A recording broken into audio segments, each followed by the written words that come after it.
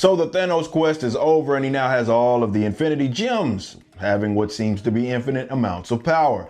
Of course, it sets the scene for things to come and you can sort of foreshadow, but there are some very good storylines coming up, some of my favorites, and it may even give you some ideas as to what may happen in some of the future movies. But let's get into it. Today we're going to be covering Silver Surfer issues 44 and 45. So the Silver Surfer is back on Titan with Mentor, Eros, and Drax examining the remains of Thanos' supposed dead body. They are revisiting this idea that Thanos is still alive because Drax keeps bugging them about it. The reader already knows that Thanos is alive and that the body is not his, but it is not until now that they find out that maybe Drax is onto something. And he appears to be correct as Eros notices that there's boosters in the bone marrow and the real Thanos would never need that because he's entirely too strong. So the Silver Surfer now realizes that he has been duped. An important thing to note here is the regression or transformation of Drax the Destroyer. As I mentioned in previous videos, this Drax is far less intelligent and does not possess the same power that he once did. He used to be able to always pinpoint Thanos' location, but now we cannot. So they all assume that they must wait until Thanos' next move before they can truly do anything. And now we learn what Thanos has been up to. On the farthest end of the galaxy, there's this massive red giant that is like 3,000 times larger than the Earth's sun. Thanos is able to manipulate it and is really just showing off how powerful he truly is now that he has all 6 of the Infinity Gems. He says that he now has the heart of the universe. So where does the Silver Surfer sort of fall into this? Well, we don't really know right now, but Thanos clearly sees him as a threat even though he has all of this power. Keep in mind that the Silver Surfer is a very powerful being and he possesses these cosmic abilities. So Thanos decides that he will not take any chances and wants to go ahead and get rid of him. And upon spying on them, he concludes that he must get rid of Drax as well, Mentor, and Eros, starting with the Silver Surfer and Drax. Thanos shows he's still as cocky as ever, which was part of his defeat previously when he admits that he can just eliminate them in just a blink, but he must abuse his power, so he'll move about slowly. So Thanos decides to forcibly transport both Drax and the Silver Surfer to another world. Once they realize what has happened, Drax sees Thanos and attempts to attack him, but is frozen mid-leap. This is part of Thanos' power as he just froze him within his frame.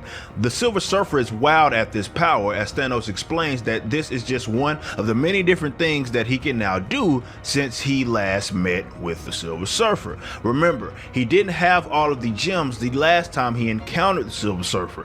This issue has a page dedicated to really all of his powers. As I mentioned, he just showcased how he can control time. Then he shows how he can be everywhere or nowhere as distance means nothing, controlling space. Then makes Drax attack Silver Surfer by redirecting his motivation to kill him onto Silver Surfer, becoming the Master of Soul. Silver Surfer's life keeps flashing before his eyes, showing Thanos can control minds. Then he sends both Drax and Silver Surfer for a little spin, showing that he can control reality. And lastly, he shows that he is now the Master of Power. It would appear that Thanos is virtually unstoppable with the Infinity Gems. He is, as he quotes, above celestial status. He is the supreme being. Drax and Silver Surfer try to attack Thanos and fail miserably, but we end this issue with Mephisto, of all people, challenging the idea that no one will challenge Thanos. Mephisto says that he'd do anything to gain the Infinity Gems. So who the hell is this Mephisto guy? Mephisto is an old villain that first appeared in the 3rd issue of the Silver Surfer, attempting to take his cosmic soul. He resembles what the world really knows as the devil. He rules over underworlds, likes to collect souls, demon-looking guy. He appeared to fight Silver Surfer before now, but also other heroes such as Thor. Perhaps one of his more notable actions is being the creator of who we know as the Ghost Rider. Nonetheless, just know he's an old villain, he's a demon, he likes to make snaky deals with people, and he's really powerful. Silver Surfer issue number 45 is actually set up as Thanos versus Mephisto. So this issue starts with Thanos heading back to his old ship, leaving Silver Surfer and Drax to rot beneath whatever star they are on. He has not necessarily killed them, he has only sort of taken their soul with the soul gem. Now Mephisto has been watching him this whole time, and again, he is interested in the soul gem, so he says he's going to follow Thanos. As he arrives back on Sanctuary 3, his captain lets him know, Thanos that is, that they have been successful in recruiting these misfits for their own crew. There's also this big fleet just waiting on them, and he says that they will serve as his bodyguards. But out of nowhere, he seems to sense that someone is being stowed away on the ship that shouldn't be there. And Styx, that's the captain of the ship, is confused, and Thanos transports them to exactly where he's referring to on this ship.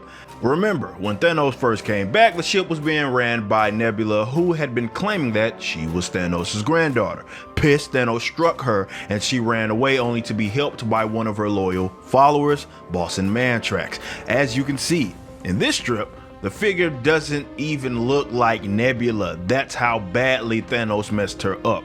Thanos actually admires her rather weak state, and he brings her back to a stand, saying that he has immortalized her for posterity and she will live as long as he wishes.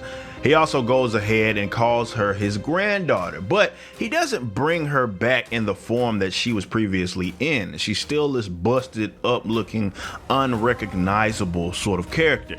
He then sets Mantrax on fire, but things get interesting because Mephisto pops up out of nowhere saying that he and Thanos are alike. Now Thanos doesn't even act surprised and knows exactly who Mephisto is. Now Mephisto informs him that even in possessing all of these gems, there are secrets that he is totally unaware of.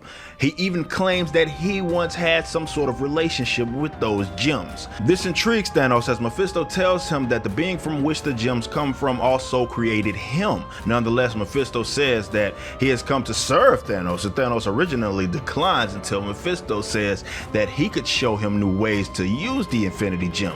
Mephisto is basically saying that there are ways to use the gem that he can't really even fathom, such as peeking at the thoughts, dreams, and aspirations of every single living entity, and Mephisto tells him how to do it, and he proceeds as such. But this was all part of Mephisto's plans. When Thanos attempts this method, it puts his body in a rather like comatose state, which allows Mephisto to take the gauntlet from the hand of Thanos. But once he puts it on, it starts to strangle him. So yes, he looks like, he's strangling himself.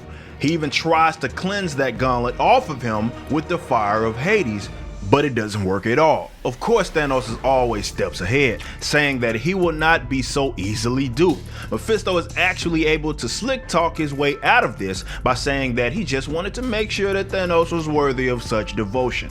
Now Thanos says that he will allow Mephisto to serve him. So we end this issue with Mephisto, of all people, letting the reader know via his thoughts that Thanos has limited his own boundless power to a finite body, which will indeed prove to be his disadvantage.